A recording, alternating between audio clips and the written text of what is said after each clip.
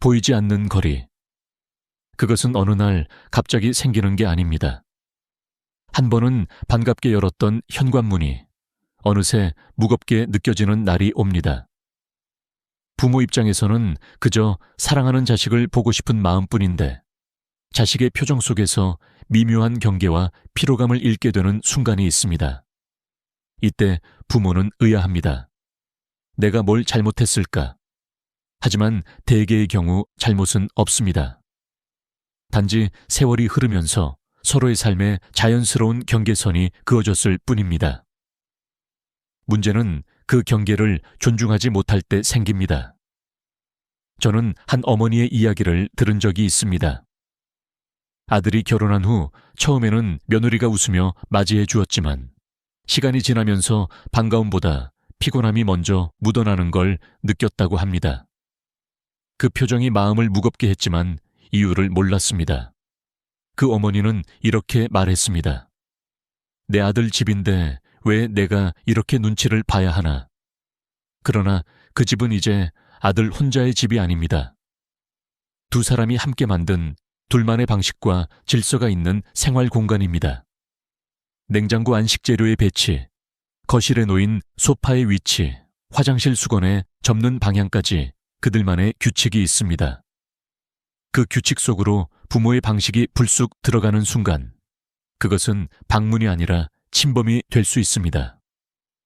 한 심리학 연구에 따르면 결혼 초기에 겪는 갈등의 상당수가 부모의 예상치 못한 방문과 생활 개입에서 비롯된다고 합니다. 특히 5년 이하의 신혼부부 중 70% 이상이 부모님의 빈번한 개입을 부담스럽게 느낀다고 답했습니다. 이는 한국뿐 아니라 세계적으로도 유사한 통계가 나옵니다. 미국 가족치료협회 조사에서도 비슷한 수치가 나타났는데 공통적으로 드러난 건 부모의 의도와 자식 부부의 감정이 전혀 다르다는 점입니다. 여기서 중요한 건 사랑은 감정이고 경계는 현실이라는 사실입니다. 사랑한다고 해서 상대의 경계를 넘어설 권리가 생기는 건 아닙니다. 특히 50을 50을 80세 세대의 부모님들은 자식 집은 내 집이라는 인식이 아직 남아 있습니다. 하지만 요즘 세대는 부부의 독립성을 절대적인 가치로 여깁니다. 이 차이를 이해하지 못하면 관계는 서서히 멀어집니다. 저는 예전에 한 노신사와 대화를 나눈 적이 있습니다. 그는 이렇게 말했습니다. 젊었을 땐 부모님이 우리 집에 오시면 마냥 좋았지. 하지만 아이가 생기고 아내와 우리만의 생활이 자리 잡으니 부모님의 방문이 조금은 조심스러워졌어. 사랑하지만 편안하진 않았지. 그 말에서 저는 중요한 깨달음을 얻었습니다. 사랑은 편안함과 함께해야 한다는 것입니다. 편안함이 깨진 순간 사랑은 부담으로 변합니다. 이 보이지 않는 거리를 줄이는 방법은 의외로 간단합니다. 먼저 자식의 생활 리듬을 존중하는 겁니다. 아무 때나 전화를 걸거나 불쑥 찾아가기보다 그들의 시간을 먼저 묻는 습관을 들이는 겁니다. 그리고 그들이 이번 주는 좀 바빠요 라고 하면 그것을 서운하게 받아들이지 않는 연습이 필요합니다.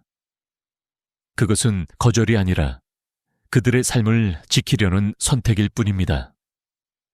여기서 많은 부모님들이 하는 착각이 있습니다.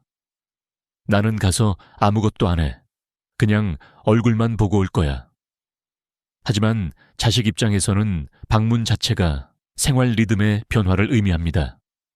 청소를 하고 식사를 준비하고 대화를 나눌 마음의 준비를 하는 것. 이 모든 과정이 그들에게는 에너지 소모입니다. 그래서 가벼운 발걸음이라 생각했던 부모의 방문이 자식 부부에게는 큰 이벤트로 느껴질 수 있는 겁니다. 철학자 에픽테토스는 이렇게 말했습니다. 사랑은 경계를 지킬 때 존중으로 남는다. 경계가 없는 사랑은 결국 침범이 됩니다.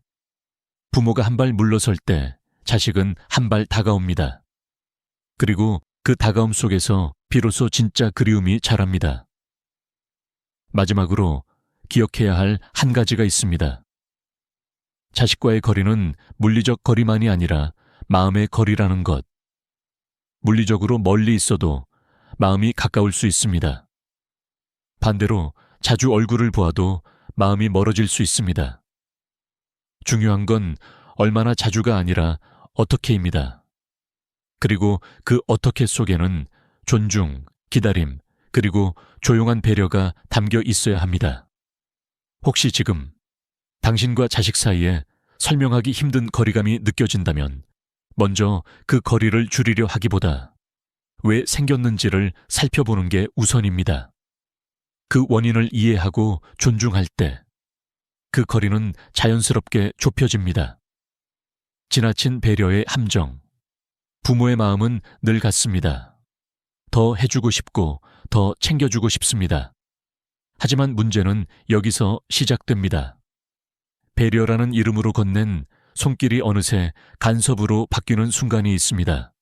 특히 요즘 세대의 부부들은 도움과 간섭의 경계를 굉장히 민감하게 구분합니다. 한 번은 이런 일이 있었습니다. 한 어머니가 며느리가 맞벌이라 힘들까봐 김치, 반찬, 고기까지 한가득 싸서 갔습니다. 냉장고를 가득 채워주고 혹시 몰라 깨끗하게 정리까지 해줬습니다. 그런데 그날 밤 아들에게서 문자가 왔습니다. 엄마, 민정이가 조금 부담스러워해요. 음식 고마운데 다음부턴 그냥 놔두고 가시면 좋겠대요. 이 한 문장이 어머니의 가슴을 무겁게 눌렀습니다. 내가 뭘 잘못했나? 저게 잘못인가? 하고요. 여기서 중요한 건 잘못이 아니라 방식입니다.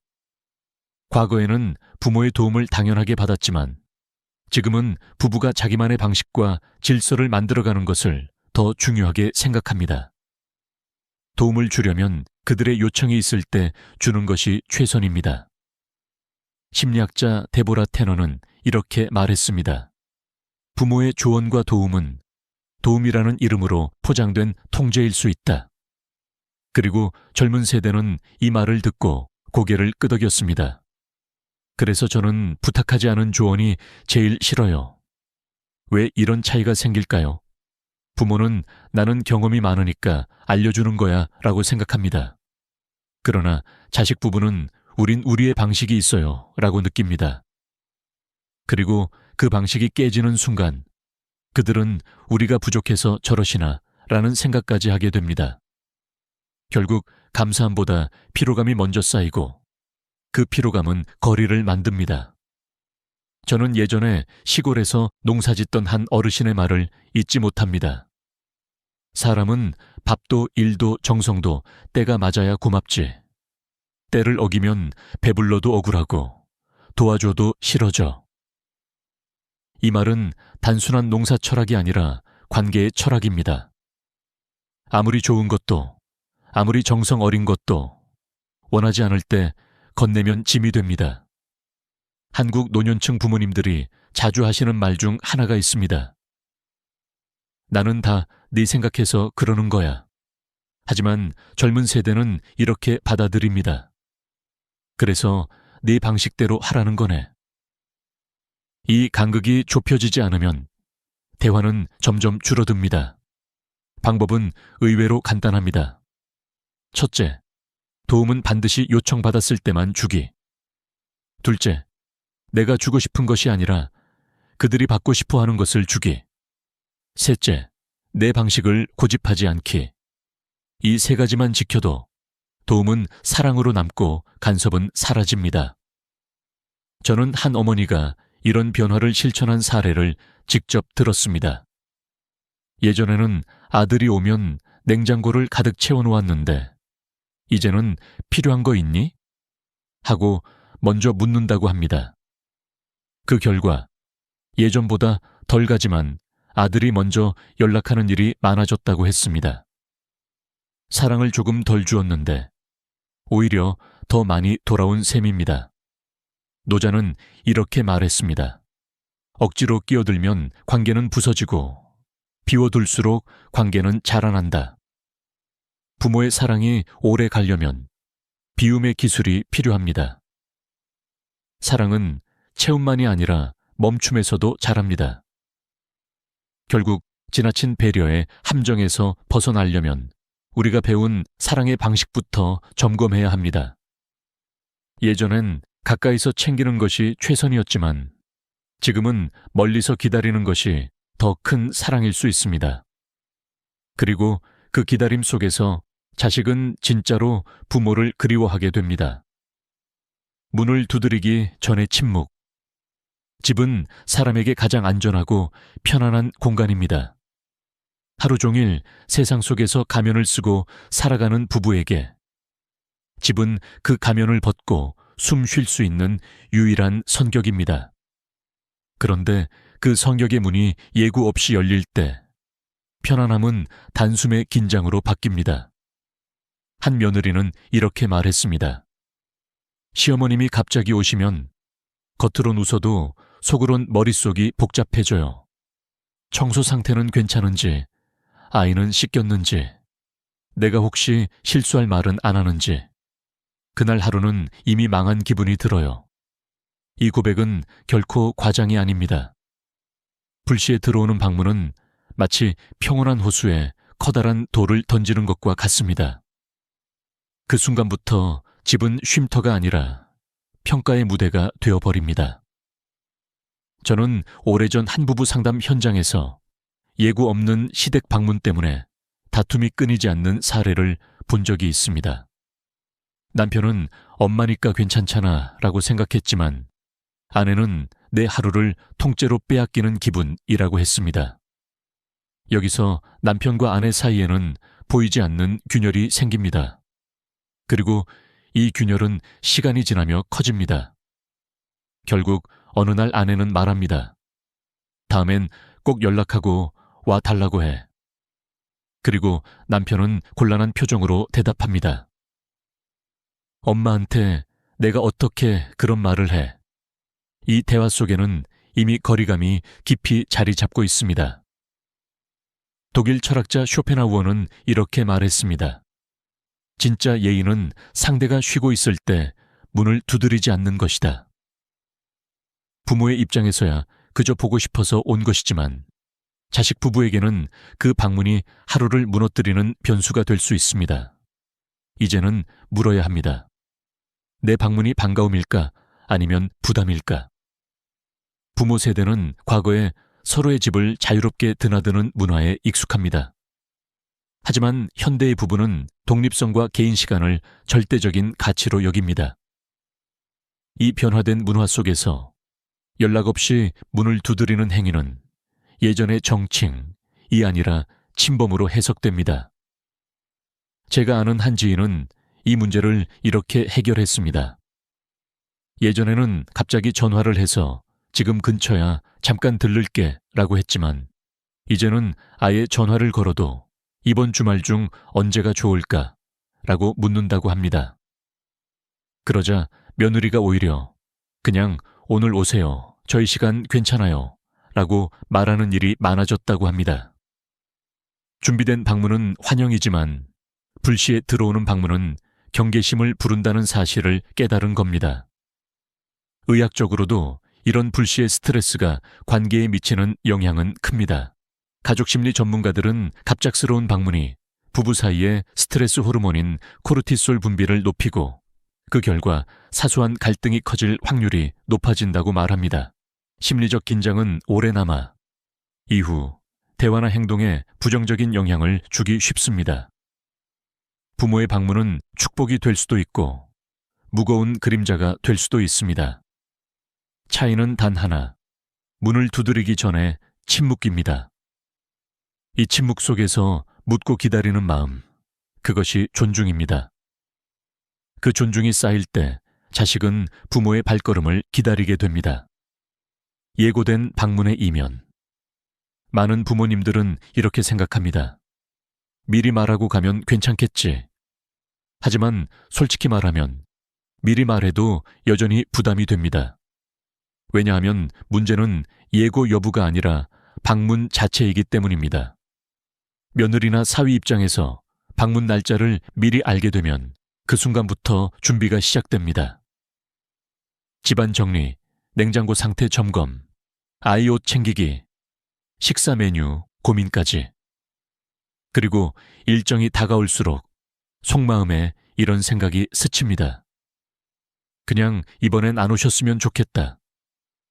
이건 예민함이 아니라 현실적인 감정입니다. 저는 한 지인의 경험을 들었습니다. 시부모님의 방문 날짜가 잡히면 며느리는 그 주의 생활 리듬을 완전히 바꿔야 했습니다. 퇴근 후에도 청소를 하고 장을 보고 혹시 모를 잔소리에 대비해 아이 옷과 장난감까지 정리했습니다. 남편은 그런 아내의 긴장을 느끼면서도 그래도 우리 부모님이니까 라는 생각 때문에 중간에서 갈등을 겪었습니다. 결과적으로 방문 당일보다 준비 과정에서 이미 피로가 쌓이는 것입니다. 심리학자 스티븐 코비는 이렇게 말했습니다. 사랑은 타인의 시간을 존중하는 데서 출발한다. 부모님이 보고 싶은 마음은 진심이지만 자식 부부에게는 그 마음이 하루짜리 큰 이벤트가 될 수 있습니다. 특히 현대의 50, 80세 부모 세대가 자란 시대와 지금의 부부 생활 방식은 다릅니다.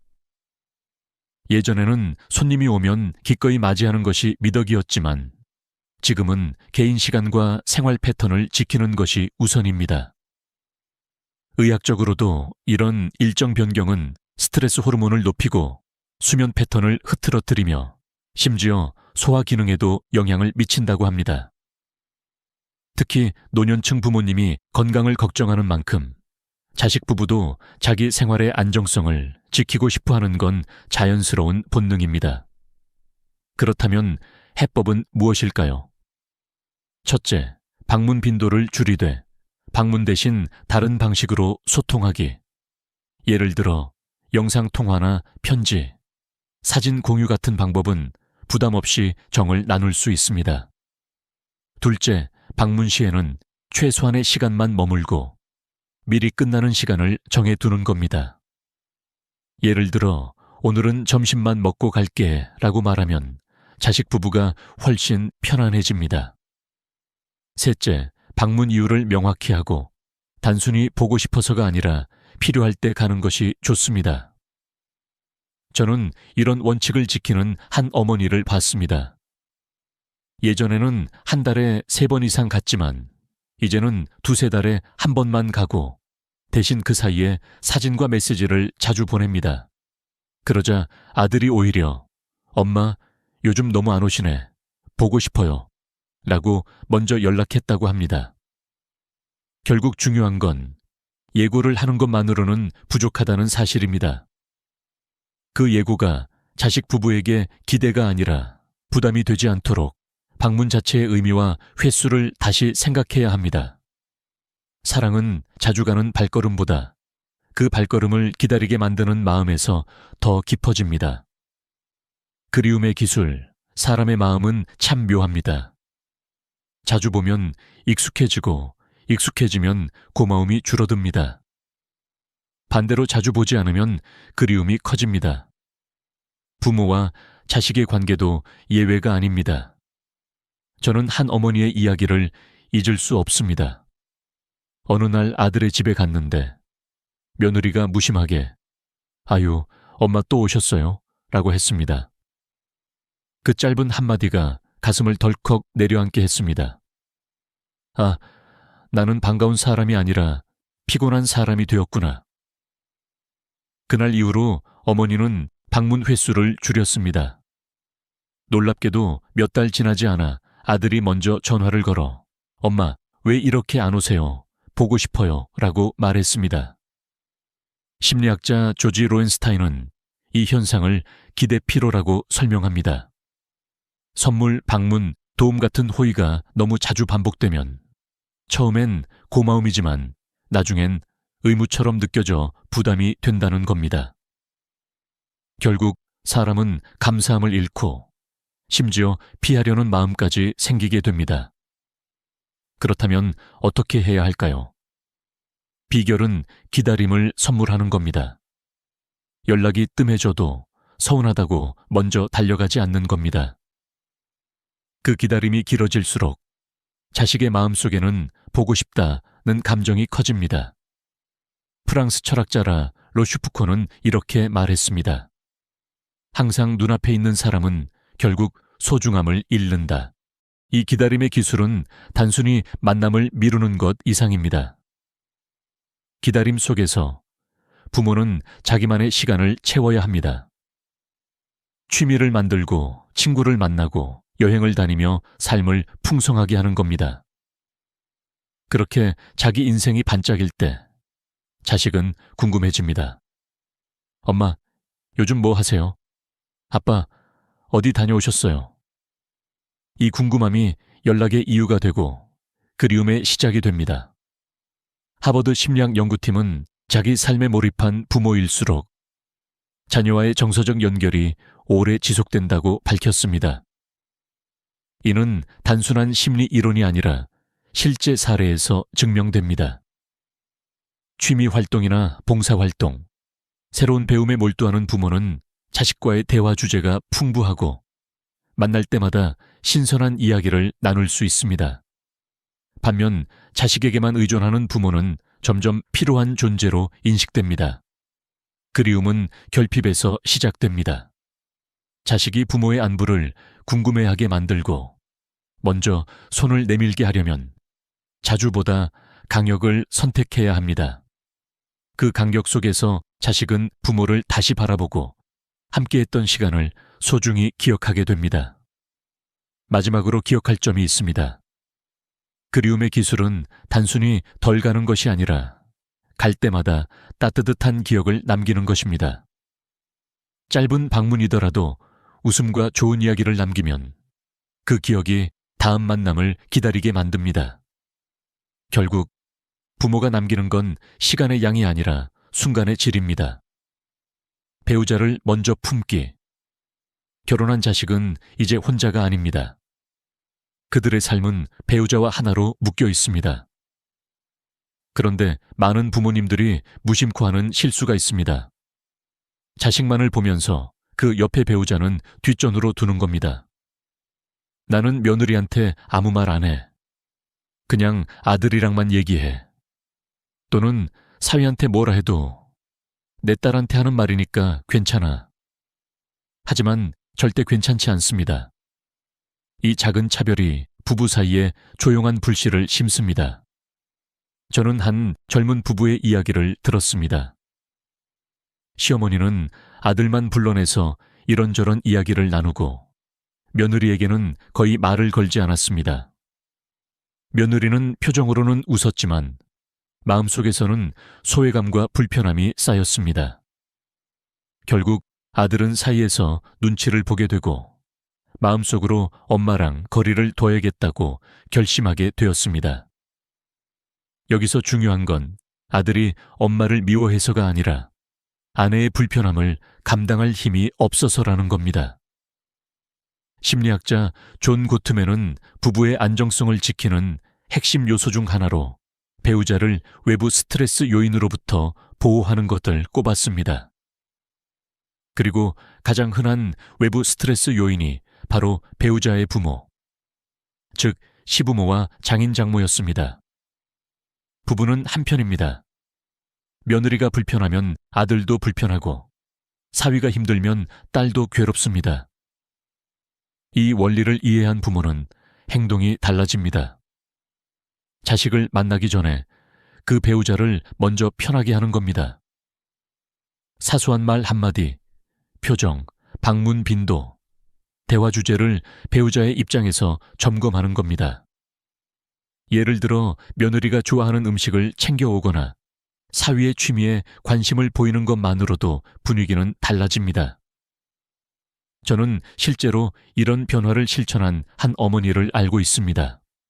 예전에는 아들만 챙기던 분이었지만 이제는 며느리와 먼저 통화하고 방문할 때도 이번엔 너 먹고 싶은 거 사갈게 라고 말합니다.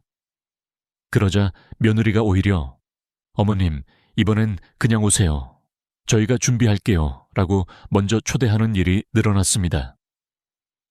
철학자 사르트르는 지옥은 타인의 시선 속에 있다고 말했습니다. 배우자는 부모님의 시선과 말투, 표정, 방문 빈도에서 이미 많은 것을 느낍니다. 그 사람이 편해야 자식도 마음 놓고 부모를 곁에 둘 수 있습니다. 결국 자식을 오래 곁에 두고 싶다면 자식을 보는 것보다 그 옆 사람을 먼저 품는 것이 진짜 비결입니다. 이건 단순한 예의가 아닙니다. 가족 관계를 오래 지키는 전략입니다. 자식은 부모의 사랑을 당연하게 여길 수 있지만 배우자의 편안함을 지켜주는 부모에게는 평생 감사하게 됩니다. 그 감사가 쌓일수록 부모와 자식 사이의 거리는 더 가깝고 따뜻하게 유지됩니다.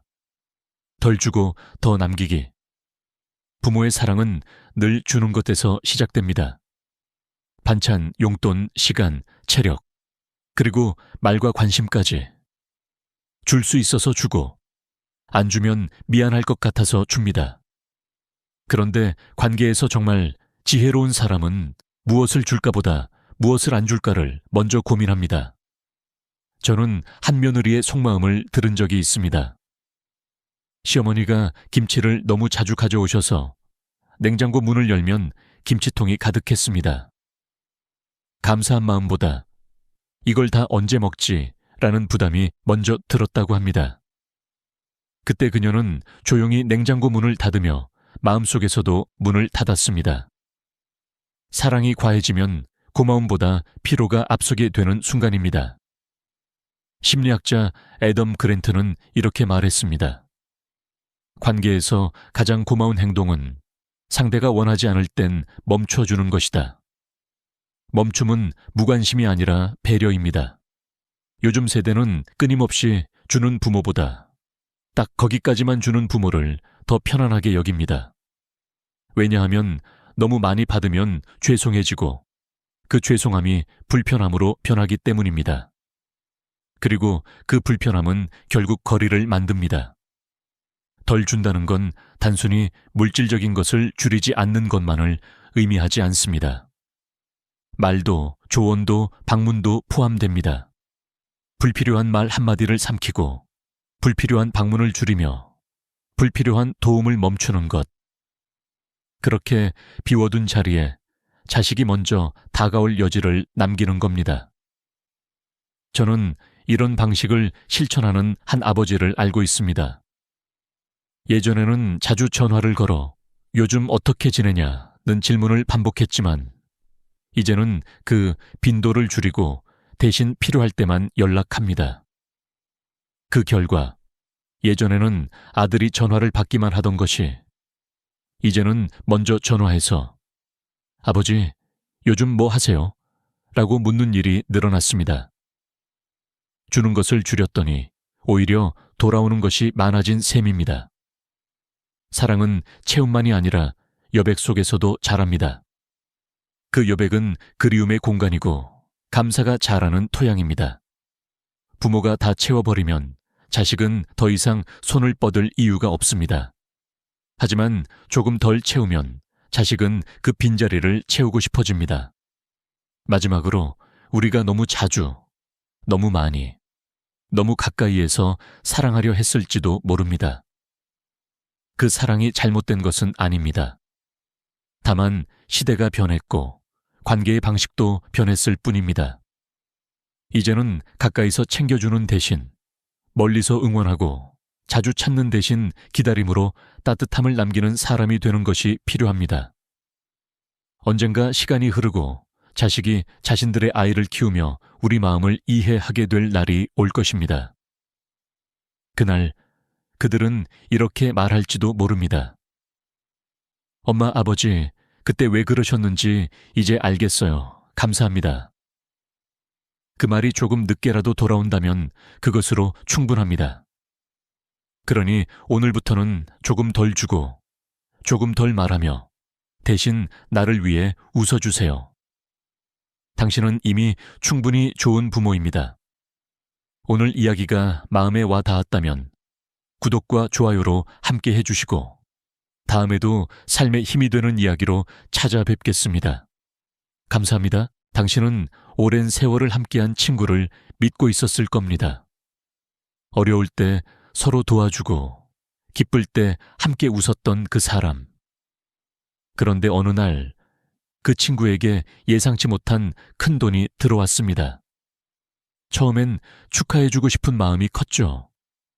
하지만 시간이 조금 지나자 그 사람의 눈빛과 말투, 그리고 행동이 하나둘 바뀌기 시작했습니다.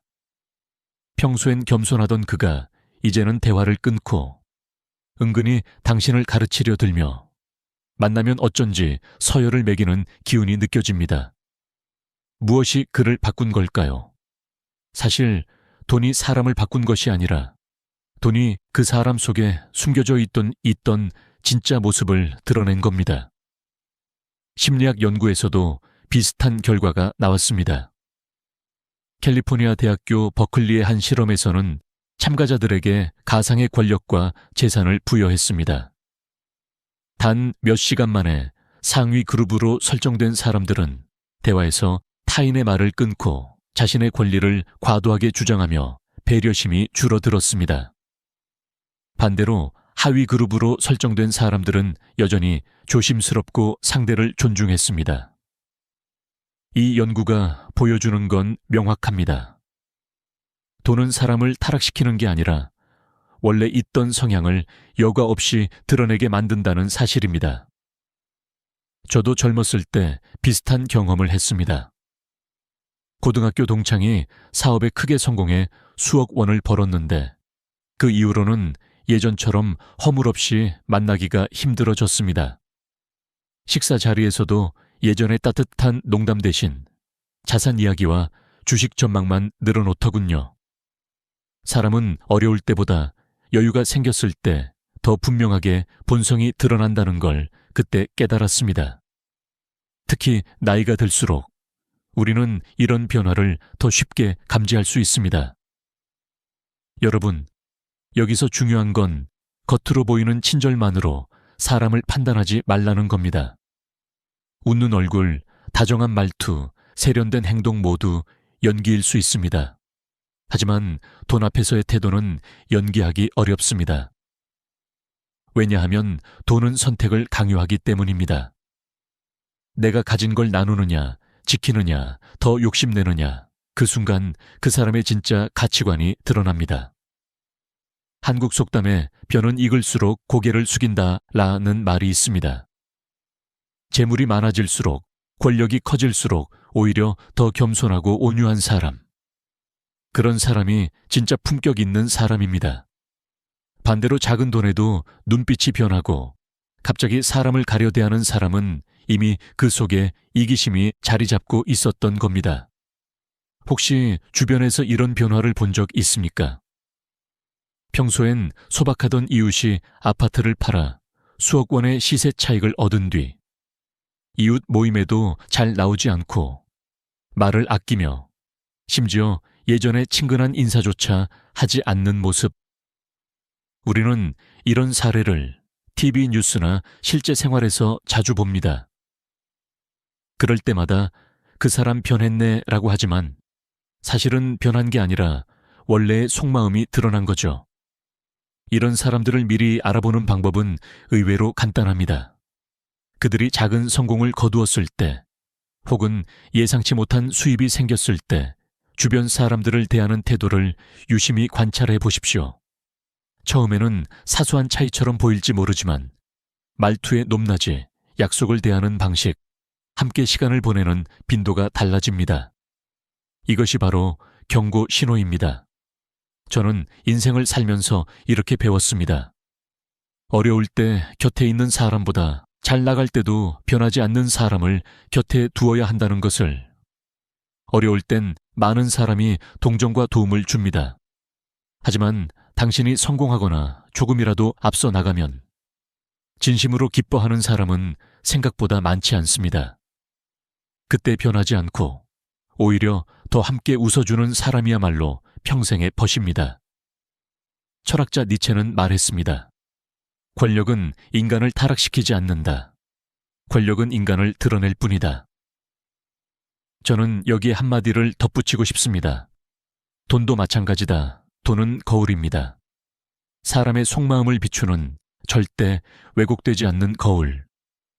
그 거울 속에서 당신을 바라보는 눈빛이 여전히 따뜻하다면 그 사람은 진짜입니다.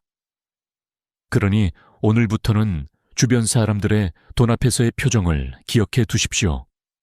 그리고 스스로에게도 물어보세요. 나는 돈 앞에서 어떤 사람인가? 그것이 당신이 앞으로 어떤 관계를 맺을지, 어떤 사람을 곁에 둘지 결정짓는 첫걸음이 될 겁니다. 겉으로는 절약하고 검소해 보이지만 실상은 자기 자신에게만 돈을 아낌없이 쓰는 사람이 있습니다. 처음엔 그 모습이 오히려 신뢰를 주죠. 저 사람은 재정 관리가 철저하고 책임감 있는 사람이구나 하고 생각하게 됩니다. 하지만 가까이 지내다 보면 알게 됩니다. 남이 커피 한 잔 사달라고 하면 표정이 굳어지고 작은 모임의 회비조차 부담스러워합니다. 반면 자기 기분을 풀기 위해서는 수백만 원짜리 명품 가방을 단번에 결제하거나 고급 호텔 스위트를 예약하는데 전혀 주저함이 없습니다. 저는 인생에서 이런 사람을 여러 번 봤습니다. 특히 나이가 들어가면서 느끼는 건 작은 돈을 나눌 줄 모르는 사람은 큰 돈도 나누지 않는다는 진리입니다.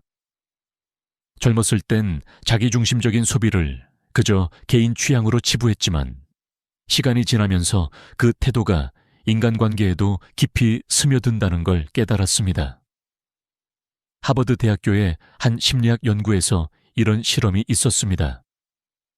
참가자들을 두 그룹으로 나누어 한쪽 A그룹에는 자신을 위해 $9를 쓰게 하고 다른 쪽 B그룹에는 누군가를 위해 $10를 쓰게 했습니다.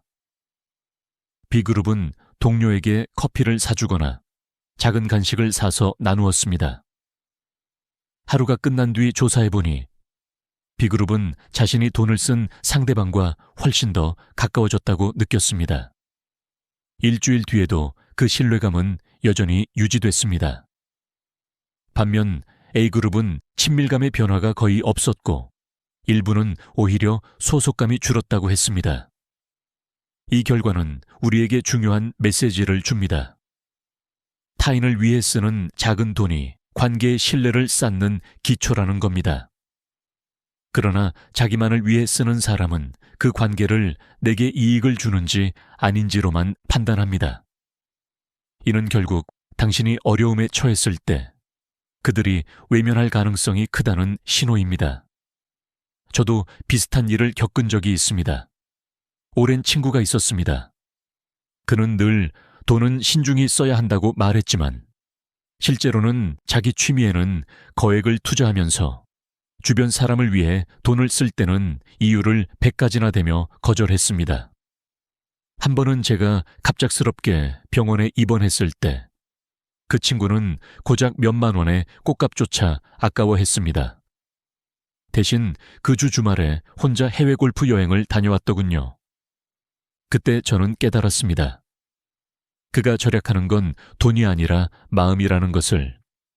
한국 속담에 가까운 이웃이 먼 친척보다 낫다는 말이 있습니다. 그러나 이 말은 그 이웃이 당신을 위해 마음을 쓰는 사람일 때만 진리입니다. 이웃이든 친구든 가족이든 자기 자신에게만 퍼붓는 사람은 결국 결정적인 순간에 당신을 외면할 것입니다. 그들의 지갑은 닫혀 있는 게 아니라 방향이 당신 쪽이 아닌 겁니다. 의학적으로도 이런 소비 습관은 심리 상태와 연결됩니다. 임상심리 연구에 따르면 자기 자신에게 과도하게 쓰는 소비 패턴은 즉각적인 만족을 중시하는 성향과 연관이 깊습니다.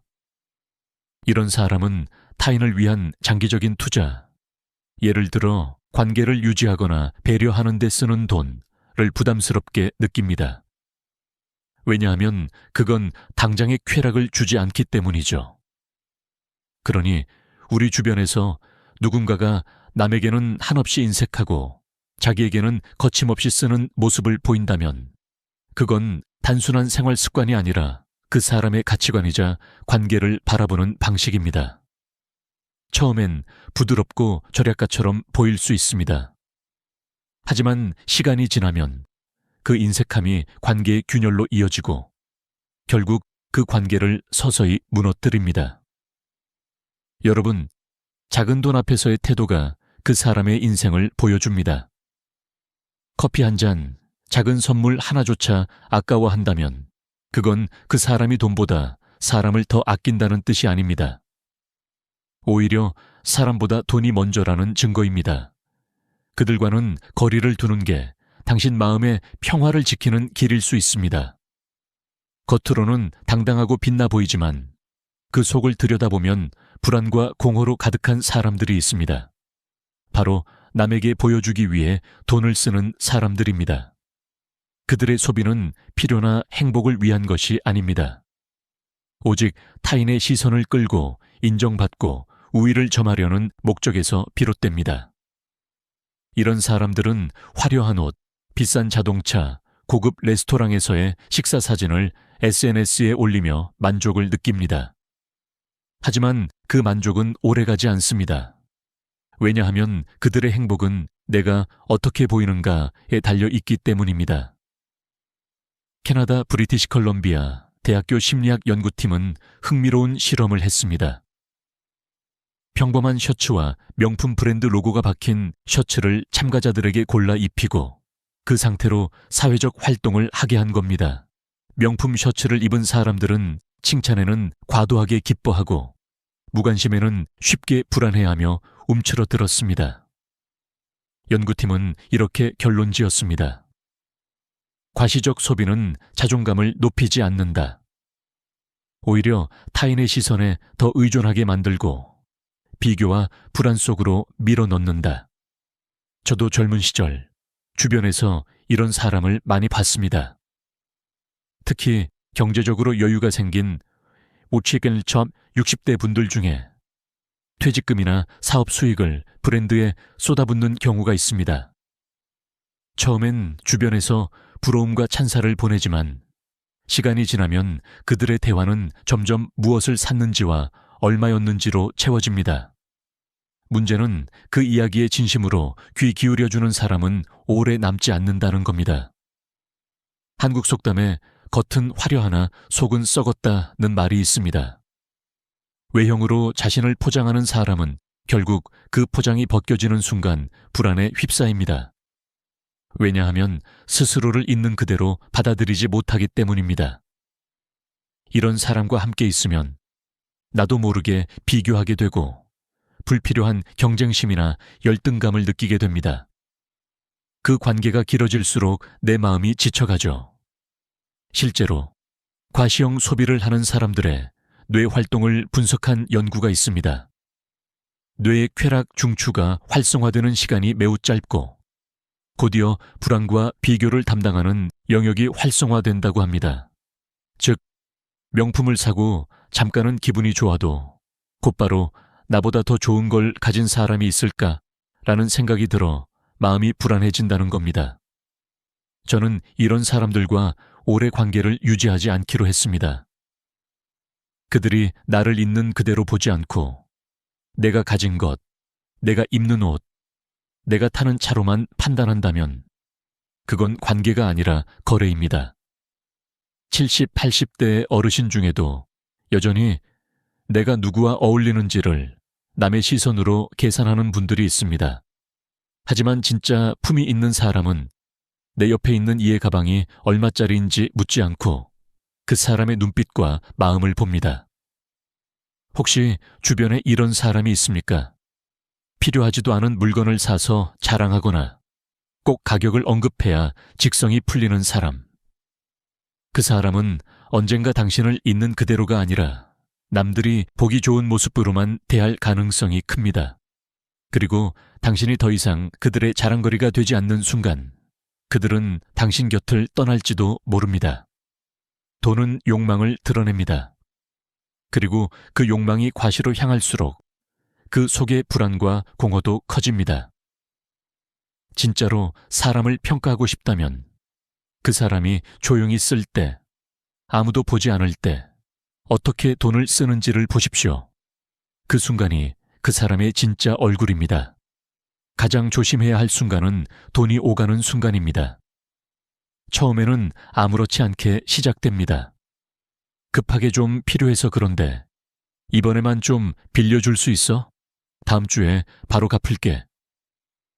오랜 친구나 가까운 친척일수록 우리는 쉽게 마음을 열고 지갑을 엽니다. 그동안의 신뢰와 추억이 우리를 안심시키죠. 하지만 시간이 지나도 연락이 없고 갚겠다는 말도 흐려집니다. 마치 기억조차 하지 않는 듯 혹은 바쁘다는 이유로 미루고 심지어는 사정이 어렵다는 핑계를 대며 조금만 더 기다려 달라고 합니다. 결국엔 연락이 끊어지고 남는 건 허탈함과 씁쓸한 마음뿐입니다. 미국 펜실베이니아 대학 심리학 연구팀은 수천 건의 인간관계 사례를 추적 조사했습니다. 돈을 빌려주고 제때 갚지 않은 경우 93%가 1년 안에 관계가 끊어졌다고 합니다. 단순히 불편해져서가 아니라 신뢰가 무너지고 실망과 분노가 쌓이면서 완전히 결별로 이어진 겁니다. 연구팀은 이렇게 경고했습니다. 돈을 갚지 않는 사람은 타인의 신뢰를 가볍게 여기는 경향이 크다. 이들은 약속과 책임, 관계의 무게를 경시한다. 저도 인생에서 이런 경험을 2번이나 겪었습니다. 첫 번째는 젊은 시절 직장 동료였는데 50만 원을 빌려간 뒤 한 번도 갚지 않았습니다. 처음에는 그 사람의 사정이 어렵다는 말을 믿었지만 몇 달 뒤 새 차를 타고 나타난 걸 보았을 때 마음속 무언가가 꺼져 버렸습니다. 두 번째는 사촌 동생이었는데 소액이라 대수롭지 않게 여겼지만 그 이후 명절에도 연락이 뜸해지고 결국 가족 모임에서도 눈을 피하더군요. 돈이 문제가 아니라 그 돈을 통해 내가 그들에게 어떤 존재인지 알게 된 겁니다. 한국 속담에 믿는 도끼에 발등 찍힌다는 말이 있습니다. 우리는 가까운 사람일수록 돈 문제에서 방심합니다. 하지만 돈을 빌린다는 건 단순한 금전 거래가 아니라 신뢰를 함께 빌리는 일입니다. 그리고 약속을 지키지 않는 건 그 신뢰를 짓밟는 행동입니다. 철학자 쇼펜하우어는 신뢰는 한 번 깨지면 원래로 돌아갈 수 없다고 했습니다. 돈을 갚지 않는다는 건 그 사람과의 관계를 스스로 끝내는 것이나 다름없습니다. 나이가 들수록 저는 빌려주기 전에 스스로에게 꼭 묻습니다. 이 돈을 못 받아도 괜찮을까? 그렇지 않다면 애초에 빌려주지 않습니다. 그리고 빌려줄 때는 기록을 남기고 가능한 한 증인 앞에서 주고받습니다. 누군가 불편해할 수도 있지만 신뢰는 말뿐 아니라 행동과 절차로 지켜야 합니다. 혹시 지금 누군가에게 돈을 빌려주고 불안한 마음이 드십니까? 그렇다면 그 불안이 신호입니다. 그 사람이 평소 약속을 잘 지키는지, 작은 일에도 책임감이 있는지 되돌아보세요.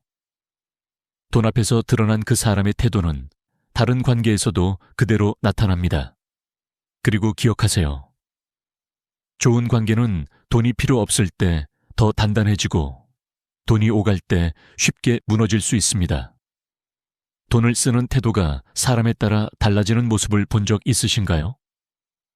강자 앞에서는 호탕하게 지갑을 열고 약자 앞에서는 한없이 인색해지는 사람들 말입니다. 이런 사람은 단순히 돈을 쓰는 게 아니라 돈을 이용해 사람을 서열화합니다. 자신보다 높은 위치에 있는 사람에게는 기분 좋게 한턱 쏘면서 자신보다 낮다고 여기는 사람에게는 푼돈조차 아까워합니다. 그들의 소비에는 존중이 아니라 계산이 숨어 있습니다. 심리학자 폴 핑크스는 한 연구에서 이런 모습을 명확히 보여주었습니다. 참가자들에게 한 명은 성공한 CEO, 다른 한 명은 평범한 노동자를 소개하고 자유롭게 기부액을 정하게 했습니다. 놀랍게도 대부분의 참가자들은 CEO에게는 큰 금액을, 노동자에게는 훨씬 적은 금액을 주려고 했습니다. 그 사람은 성공했으니 더 받을 자격이 있어 라는 무의식적인 생각이 작동한 겁니다. 돈을 쓰는 방식 속에 우리는 모르는 사이에 사람을 가치로 재고 있었던 거죠. 저도 젊었을 땐 이런 사람을 매너 좋고 세련돼 보았습니다. 하지만 시간이 지나면서 깨달았습니다. 그들의 너그러움은 조건부라는 걸. 내게서 얻을 게 있다고 판단하면 기꺼이 베풀지만 그 반대라면 눈길조차 주지 않습니다. 이런 관계는 당신의 상황이 바뀌는 순간 가차없이 끝나버립니다. 한국 속담에 벼슬 앞에선 고개를 숙이고 거지 앞에선 고개를 든다는 말이 있습니다. 돈을 지위와 연결 짓는 사람은 결국 인간관계도 그 기준으로 나눕니다. 그들은 사람을 있는 그대로 보지 않고 내게 유리한가 불리한가로만 판단합니다. 그런 사람과의 관계는 오래 갈 수 없습니다. 의학적으로도 사회적 지위에 따라 태도를 달리하는 행동은 스트레스를 높입니다. 뇌는 끊임없이 상대의 위치를 계산하고 이에 맞게 말과 행동을 조정하느라 에너지를 소모합니다. 장기적으로 이런 습관은 불안과 피로를 쌓이게 하고 주변 사람들에게도 불편함을 줍니다. 결국 자신도 상대도 지치게 되는 관계입니다. 저는 이제 이런 사람을 멀리합니다. 진짜 존중은 아무것도 바라지 않을 때 드러납니다. 내가 도움을 줄 수 없는 순간에도 나를 똑같이 대하는 사람이야말로 진짜 벗입니다. 반대로 당신이 힘들어졌을 때 갑자기 차갑게 변하거나 연락을 끊는 사람은 애초에 관계를 투자로만 봤던 겁니다. 혹시 주변에 직함이나 배경에 따라 태도가 변하는 사람이 있습니까? 그들의 눈은 이미 당신을 한 사람이 아니라 하나의 가치로 보고 있는 겁니다. 그 눈빛이 바뀌는 순간 그 관계는 이미 끝을 향해 가고 있습니다. 그러니 사람을 평가할 땐 그들이 누구에게 돈을 쓰는지보다 누구 앞에서 똑같이 대하는지를 보십시오. 거기에 그 사람의 진짜 마음이 담겨 있습니다. 우리는 평생 수많은 사람을 만나고 헤어집니다. 그 중에는 오래 곁에 두고 싶은 사람도 있고 가능한 한 멀리 해야 할 사람도 있습니다. 나이가 들수록 관계의 숫자보다 질이 중요해집니다. 그렇다면 돈을 대하는 태도를 통해 어떤 사람을 곁에 두어야 할까요? 저는 3가지 기준을 말씀드리고 싶습니다. 첫째, 작은 돈도 기꺼이 나누는 사람입니다. 많은 사람들은 큰 돈을 쓰는 사람을 후하다고 생각합니다. 하지만 진짜 중요한 건 작은 돈을 쓸 때의 태도입니다. 커피 한 잔, 작은 간식, 택시비 몇천 원을 아무 거리낌 없이 나눌 수 있는 사람은 돈보다 마음을 먼저 생각하는 사람입니다. 샌디에이고 주립대 연구에 따르면 $10를 혼자 쓴 사람보다 누군가와 나눈 사람들이 6개월 후에도 3배 이상 관계를 유지했다고 합니다. 작은 돈은 단순한 금액이 아니라 마음의 표현입니다. 둘째, 정말 필요할 때 아끼지 않는 사람입니다. 가족이 힘들 때, 친구가 중요한 순간을 맞이할 때, 함께 추억을 만들 기회가 생겼을 때, 이때 계산기를 두드리는 사람보다 먼저 지갑을 여는 사람이 진짜 동반자입니다. 프린스턴 대학 연구에 따르면 중요한 순간에 시간과 비용을 기꺼이 쓰는 사람은 관계의 깊이가 오래 유지된다고 합니다. 반대로 필요할 때마다 다음에 하자, 아깝다는 말을 반복하는 사람은 결국 그 관계를 서서히 멀어지게 만듭니다. 셋째, 돈 이야기 앞에서 솔직하고 투명한 사람입니다. 돈 문제는 많은 사람들에게 민감하고 불편한 주제입니다. 그러나 돈 앞에서 솔직하지 못한 사람은 관계에서도 중요한 순간에 변명하거나 침묵할 가능성이 큽니다. 콜롬비아 대학 연구에 따르면 돈에 대해 투명하게 대화하는 그룹은 1년 후 85%가 관계를 유지했지만 피하거나 숨기는 그룹은 절반 이상이 관계가 끊어졌습니다. 진실은 불편할 수 있지만 침묵과 거짓은 관계를 파괴합니다. 저는 인생을 살면서 이런 결론을 내렸습니다.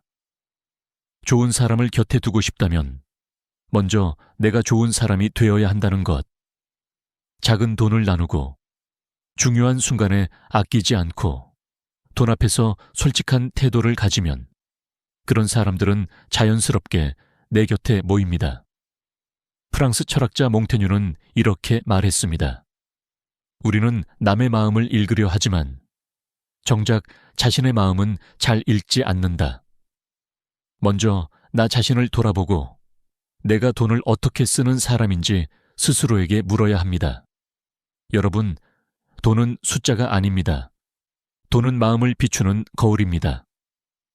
그 거울 속에서 내가 어떤 모습인지 먼저 확인하세요. 그리고 그 거울을 통해 평생 곁에 둘 수 있는 사람을 찾으십시오. 그 선택이 앞으로의 삶을 더 따뜻하게, 더 단단하게 만들 것입니다. 오늘 이 이야기가 마음에 와닿았다면 주변의 소중한 분들과 꼭 나누시고 앞으로도 좋은 이야기와 깨달음을 놓치지 않도록 구독과 좋아요 부탁드립니다. 감사합니다. 할머니는 조용히 손자를 품에 안고 있었다. 아이의 작은 웃음소리가 방 안에 퍼졌지만 가슴 한쪽이 서늘하게 식어가는 느낌을 지울 수 없었다. 그 순간 아들의 목소리가 날카롭게 꽂혔다. 엄마, 애 하나 본다고 그렇게 힘들면 어떡해요? 짧은 한마디였지만 그 말은 깊은 상처가 되어 심장 한가운데를 파고들었다. 은퇴한 지 몇 달, 오랜 시간 꿈꿔왔던 나만의 인생이 이제 막 펼쳐지려던 참이었다. 친구들과 가을 여행을 계획했고 문화센터에서 그림을 배우기로 했고 밀린 책들을 한 권씩 펼쳐볼 생각에 설렜다. 그런데 어느 날 아들의 전화가 울렸다. 엄마, 아내가 복직하게 됐어요. 주 3일만 봐주시면 저희한테 큰 힘이 될 것 같아요. 잠시 망설였지만 내가 아니면 누가 도와줄까 하는 마음이 고개를 들었다. 평생 아이들을 가르쳐온 교사였던 자신이 손주 하나 못 돌볼까 싶었다. 그렇게 시작된 손주 돌봄은 처음엔 행복이었다. 하지만 약속했던 주 3일은 점점 주 5일이 되었고 오전만 맡기로 했던 시간이 하루 종일로 늘어났다. 어느새 나의 달력은 병원 진료, 친구 모임, 운동 수업 대신 아기 밥 먹이기, 낮잠 재우기, 놀아주기로 빼곡해졌다. 가장 아픈 건 몸이 아니라 마음이었다.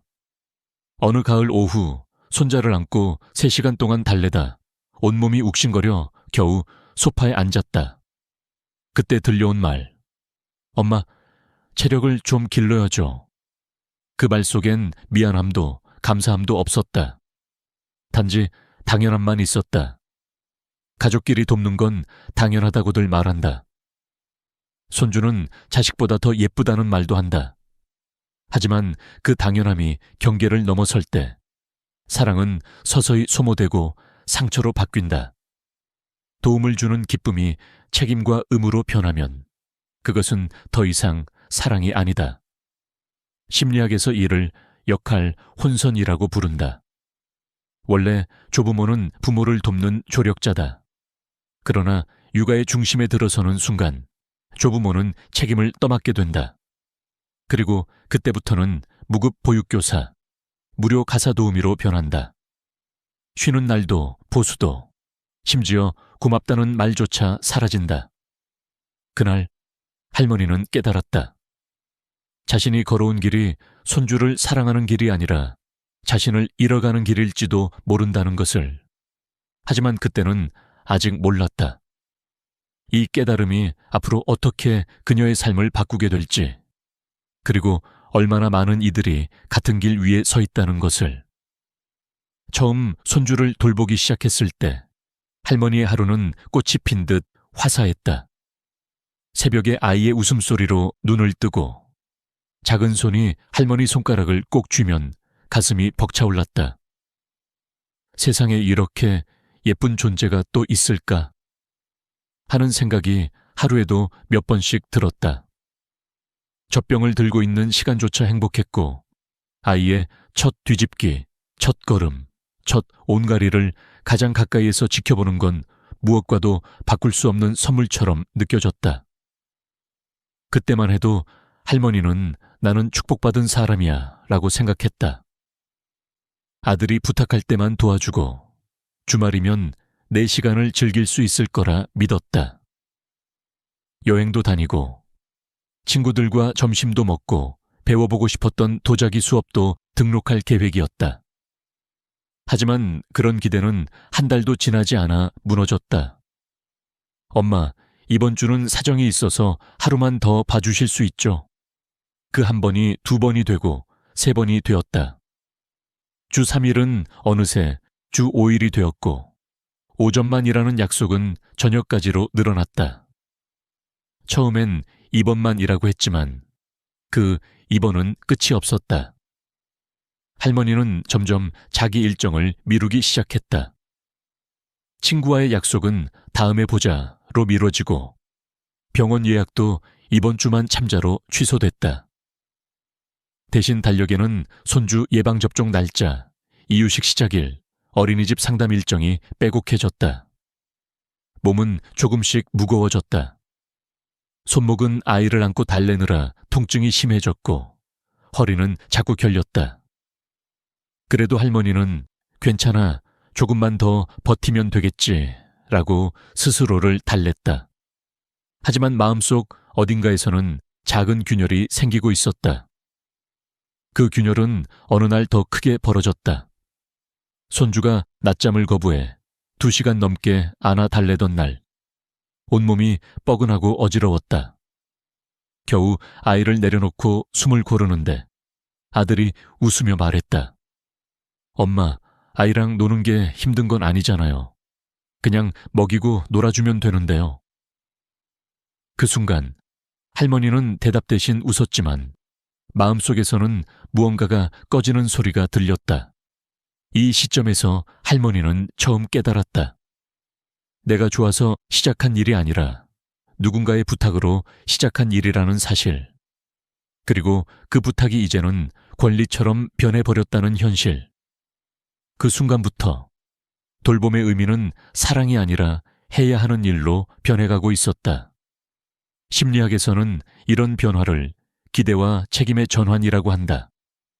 기대가 쌓이면 감사가 줄고 책임이 커지면 관계의 온도는 식는다. 가족이라는 울타리 안에서도 이 법칙은 예외가 아니었다. 할머니는 아직도 손주를 사랑한다. 하지만 이 사랑이 자신을 잃어버리는 이유가 되어서는 안 된다는 생각이 조금씩 자리 잡기 시작했다. 그 깨달음은 아직 작았지만 언젠가 그녀를 다른 선택으로 이끌 불씨가 되고 있었다. 시간이 흐르면서 사랑은 서서히 무게로 변했다. 처음에는 자발적으로 웃으며 시작한 일이었지만 이제는 당연히 해야 하는 일이 되어 있었다. 그 변화는 아주 천천히, 그러나 분명하게 찾아왔다. 아들의 말투에는 부탁이 아니라 요구가 묻어 있었고 며느리의 메시지에는 미안함보다 일정 조율만 남아 있었다. 이번 주 토요일도 가능하시죠? 엄마밖에 없잖아요. 안 되면 곤란해요. 그 문장 속에 고맙다는 말은 사라지고 대신 해야 한다는 압박만 남았다. 할머니는 점점 스스로를 죄인처럼 느끼기 시작했다. 하루 쉬고 싶다고 말하면 마치 가족의 약속을 깨는 사람처럼 바라보는 시선이 따갑게 꽂혔다. 내가 원해서 시작한 것도 아닌데 그만두자니 나쁜 부모가 되는 건가? 이런 생각이 마음을 옥죄었다. 심리학자 크리스틴 네프는 이렇게 말한다. 가장 가까운 사람에게 외면당할 때 그 상처는 외부의 적보다 깊다. 왜냐하면 가까운 관계일수록 감사와 배려를 기대하기 때문이다. 하지만 그 기대가 무너지는 순간 상처는 배가 된다. 이제 할머니는 가족끼리 돕는 건 당연하다는 말이 얼마나 양날의 검인지 알게 됐다. 그 당연함은 처음엔 따뜻한 약속처럼 보이지만 경계가 없으면 결국 사랑을 갉아먹는 칼날이 된다. 더 무서운 건 헬퍼 신드롬이었다. 누군가를 돕지 않으면 존재 가치가 없는 것처럼 느끼는 심리. 은퇴 후 사회적 역할이 줄어든 사람들에게서 흔히 나타나는 현상이다. 할머니도 그 함정에 빠져 있었다. 내가 아니면 누가 해. 그래도 나는 부모인데 이 나이에 손주도 안 보면 뭐 하겠어. 이렇게 스스로를 설득하며 자신의 시간을 조금씩 내어주었다. 하지만 헬퍼 신드롬은 관계를 건강하게 만들지 못한다. 죄책감과 의무로 움직이는 사랑은 결국 지치게 마련이다. 그리고 그 지침은 어느 날 폭발하거나 조용히 관계를 무너뜨린다. 서울시 자료에 따르면 60세 이상 조부모 10명 중 7명이 손주를 돌본 경험이 있고 그중 절반 이상이 우울감, 신체 통증, 고립감을 호소했다. 하지만 자녀에게 실질적인 도움을 받은 경우는 30%도 되지 않았다.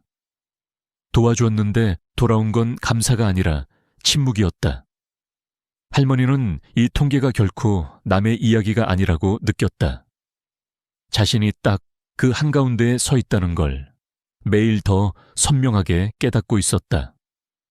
이제는 분명히 알았다. 사랑으로 시작했지만 방치하면 그 사랑은 곧 의무가 되고 의무는 곧 상처로 돌아온다는 것을. 사랑이 의무로 바뀌는 순간 그 대가는 몸과 마음에 고스란히 새겨졌다. 할머니는 처음 몇 달 동안은 조금 피곤하네 라고만 생각했다. 하지만 시간이 지나자 그 피로는 단순한 피곤이 아니라 통증으로 변했다. 손목은 손주를 안고 달래느라 염증이 생겼고 허리는 하루 종일 구부정한 자세로 무겁게 내려앉았다. 병원에서는 관절에 무리가 많이 갔다는 말을 들었다. 국민건강보험공단 자료에 따르면 60대 여성 조부모 중 손주 돌봄을 장기간 한 사람의 관절 척추 질환 발병률은 동년배 평균보다 1.8배 높았다. 심리적으로도 마찬가지다. 지속적인 육아 참여로 인해 우울감과 불안감을 겪는 비율이 일반 노년층보다 현저히 높았다. 할머니는 이 통계가 마치 자기 몸을 설명하는 것 같았다. 하지만 주변 사람들은 이렇게 말했다. 애랑 놀아주는 게 그렇게 힘들어요. 아이 보면서 운동도 되잖아요. 그 말 속에는 네가 힘든 건 내 탓이라는 뉘앙스가 숨겨져 있었다. 더 무서운 건 마음의 변화였다. 매일 반복되는 일과 속에서 할머니는 자신이 점점 투명인간이 되어가는 기분을 느꼈다. 아이를 맡기는 쪽은 편하고 당연하지만 맡는 쪽에 희생과 고통은 보이지 않았다. 감사 인사는커녕 왜 이렇게 힘들어 하세요? 라는 말이 돌아왔다. 이 상황은 심리학에서 소모품 인식이라고 부른다. 자신의 필요보다 타인의 필요를 우선하는 습관이 굳어지면 상대는 당신을 하나의 사람이 아니라 자원으로 보게 된다. 그리고 자원은 고마워할 대상이 아니라 그저 쓰는 것이다. 할머니는 깨달았다. 내가 내 몸을 먼저 챙기지 않으면 아무도 내 건강을 대신 지켜주지 않는다는 것을.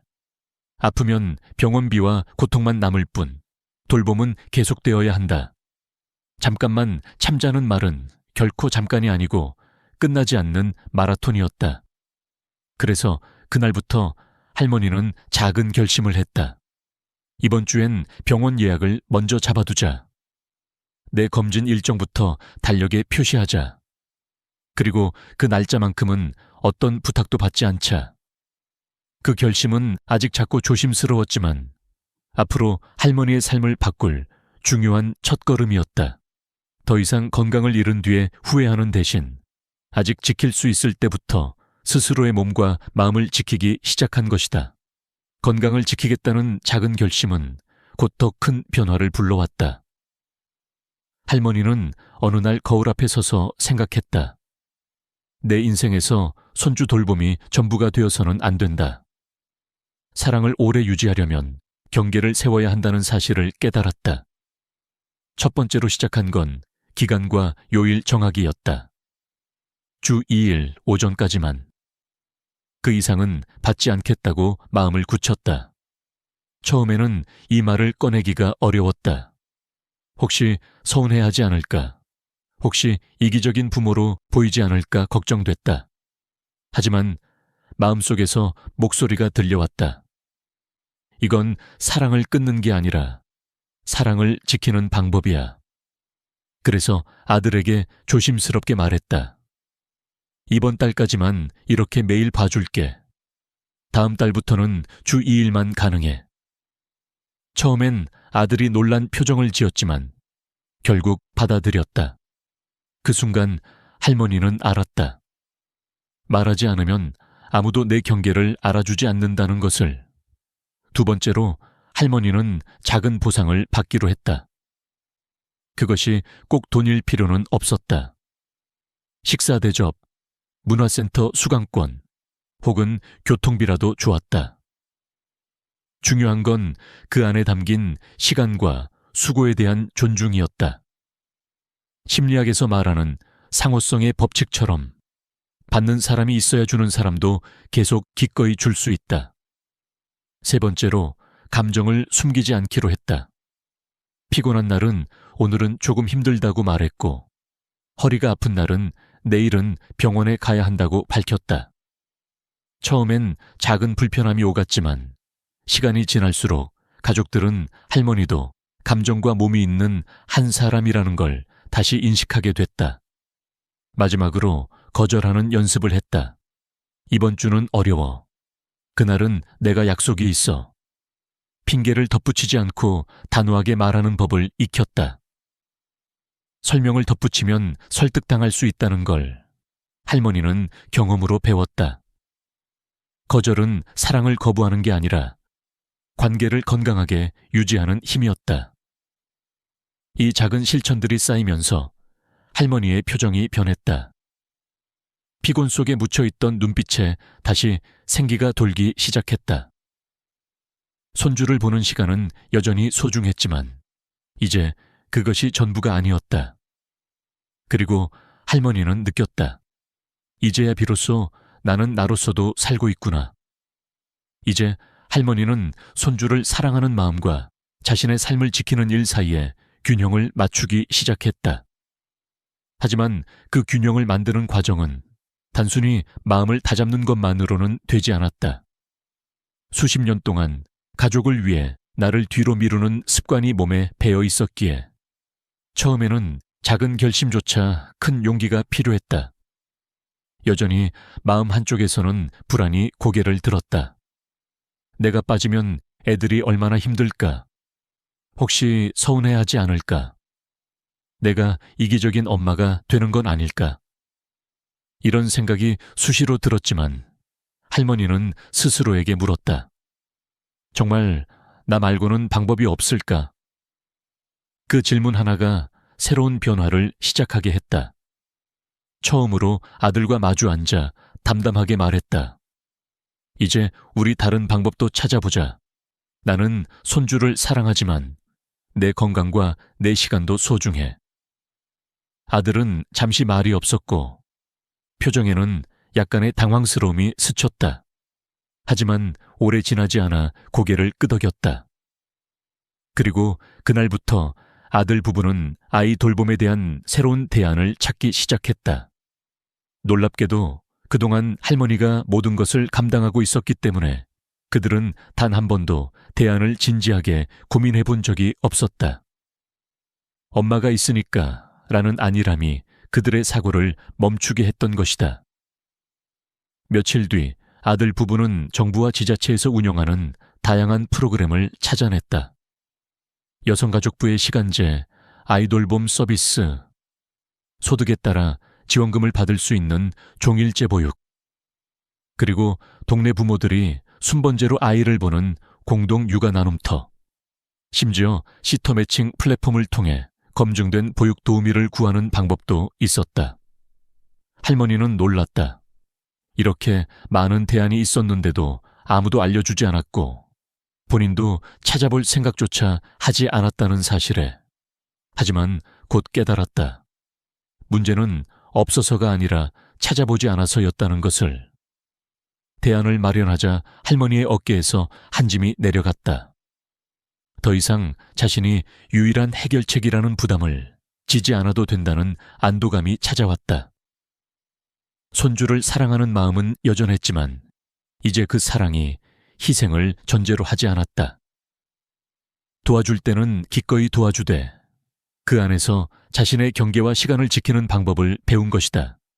그리고 가장 중요한 변화가 찾아왔다.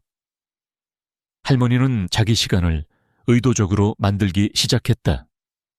우선 문화센터 도자기 수업에 다시 등록했다. 매주 목요일 오전은 온전히 나를 위한 시간으로 비워두었다. 친구들과의 여행 계획도 부활했다.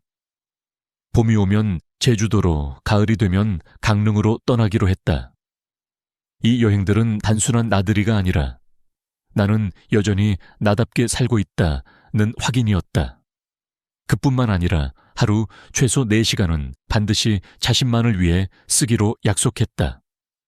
아침 일찍 일어나 책을 읽고 음악을 들으며 차를 마시고 동네 공원을 천천히 걷는 시간. 이 4시간은 짧지만 할머니의 하루를 완전히 다르게 만들었다. 손주를 보는 날에도 이 4시간은 지켰다.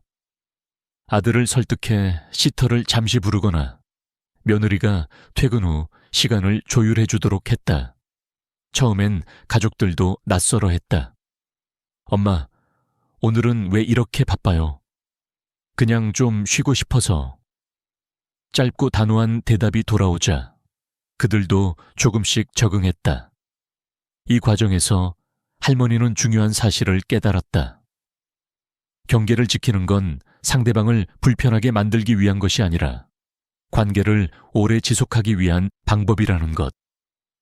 경계가 없으면 사랑은 쉽게 소모되고 결국 원망으로 바뀐다. 이제 손주를 보는 시간은 예전보다 짧아졌지만 훨씬 더 깊어졌다. 예전에는 피곤과 의무감 속에서 아이를 돌봤지만 이제는 기꺼운 마음으로 웃으며 시간을 보낼 수 있었다. 손주의 웃음이 다시금 순수한 기쁨으로 다가왔다. 철학자 에리 프롬은 이렇게 말했다. 자신을 사랑하는 법을 모르는 사람은 결국 타인을 사랑하는 일에서도 길을 잃는다. 할머니는 이 말을 온몸으로 느꼈다. 자기 삶을 먼저 돌보는 것이 손주와의 관계를 지키는 가장 확실한 방법이라는 것을. 그리고 이 깨달음은 그녀를 단단하게 만들었다. 더 이상 좋은 엄마, 좋은 할머니라는 타인의 기대에만 맞춰 살지 않기로 했다. 그 기대에 부응하기 위해 자신을 잃어버린다면 결국 누구도 행복해질 수 없기 때문이다. 이제 그녀는 이렇게 말할 수 있다. 사랑은 다 해주는 게 아니라 함께 오래 가는 거야. 그 한마디 속에 지난 시간의 눈물, 깨달음, 그리고 새로운 시작이 모두 담겨 있었다.